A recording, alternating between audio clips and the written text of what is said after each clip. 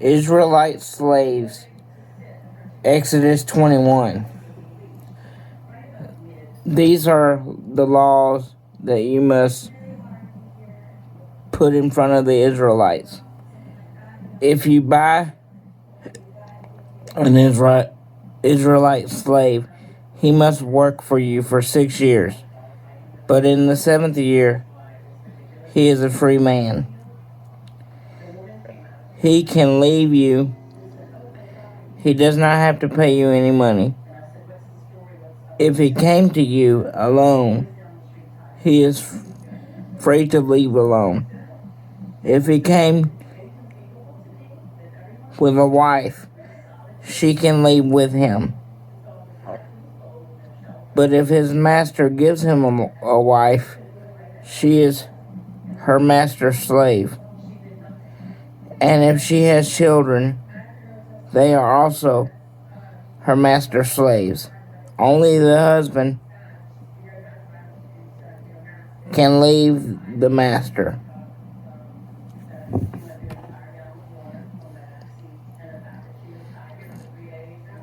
Verse 5, but perhaps the slaves may say, I love my master, my wife, my children. I will not go away like a free man. Then his master must take him in front of judges. He must lead him to the door or the edge of the door. The master must push the sharp point of a tool through the slave's ear. Then he will always be his master's slaves. Verse 7.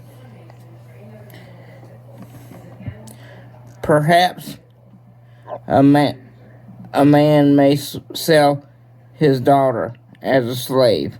She is not free to leave her master, as the male slaves are. After 6 years, her master has chosen her for himself. If he does not like her, he must let someone from her family buy her from him. He cannot sell her to a foreign person.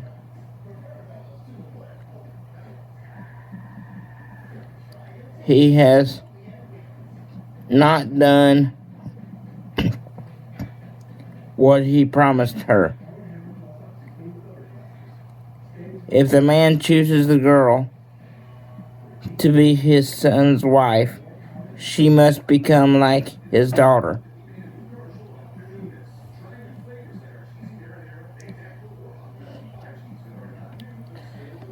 Verse 10.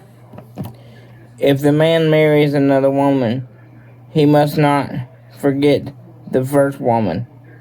He must continue to give her food and clothes. He must be kind to her because she is still his wife. If he does not do these things, she can leave him. She does not have to pay him any money.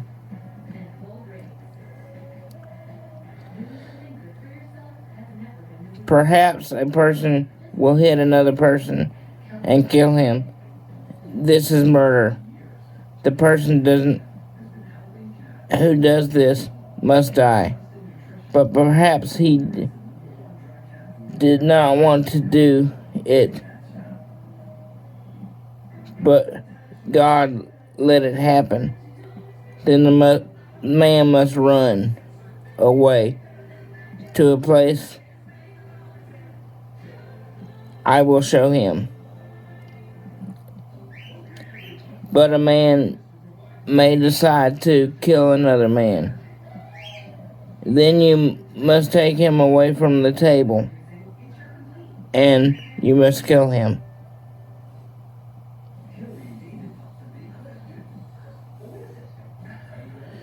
You must kill anyone who attacks his father or his mother.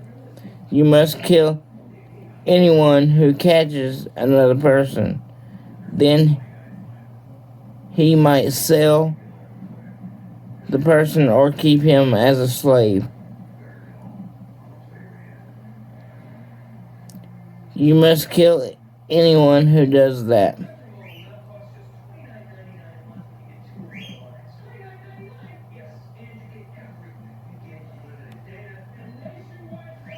You must kill anyone who curses his father or mother. Perhaps two men may quarrel. One hits another man with a stone or with his fist.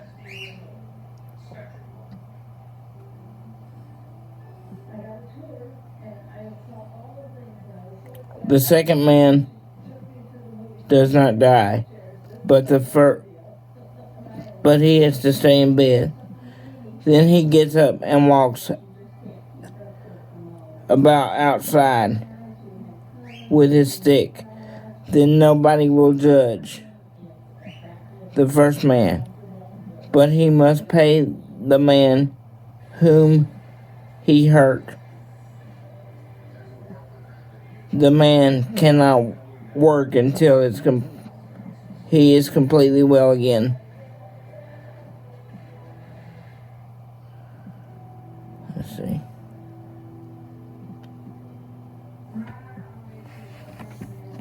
Perhaps a man may hit his male or female slave with a stick. If the slave dies because of this, you must punish the man. But if the slave is still alive after 1 or 2 days, do not punish his master. The master has already lost the slave's work for that time. When two men fight together, perhaps one may hit a woman. The woman may be pregnant as a result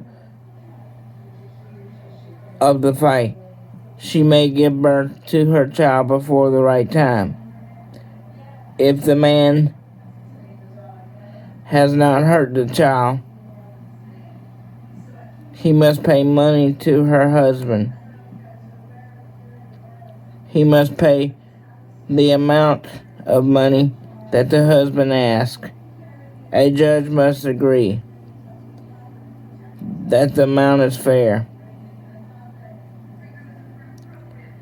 But if the man hurts the child, you must punish him in a fair way. Take a life for a life, an eye for an eye, or a tooth for a tooth. Take a hand for a hand, or a foot for a foot. You must take a burn for a burn around the wound, a bruise for a bruise. Verse 26.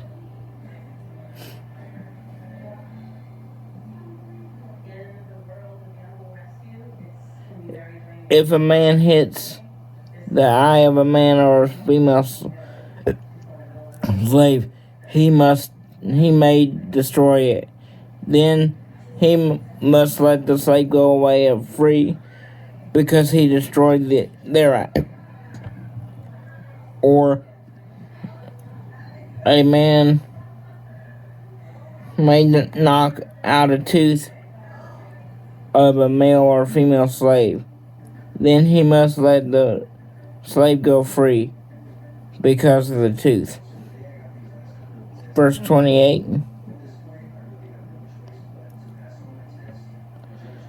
Perhaps a bull may attack a person and kill him. Then you must throw stones at the bull and kill it.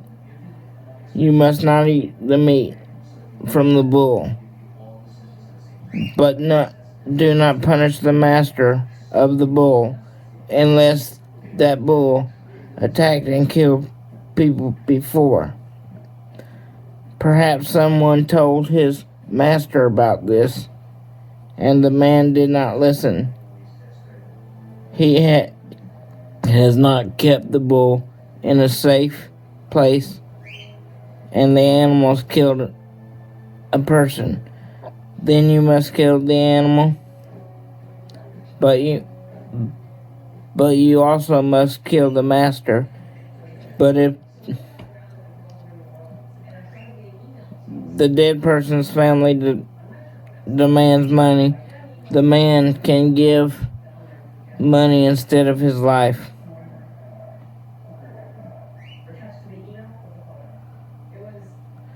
The law is true if a bull attacks a son or daughter. If it attacks a male or female slave, the animal's master must pay 30 silver coins. He must give it to the slave's master, and he must kill the animal.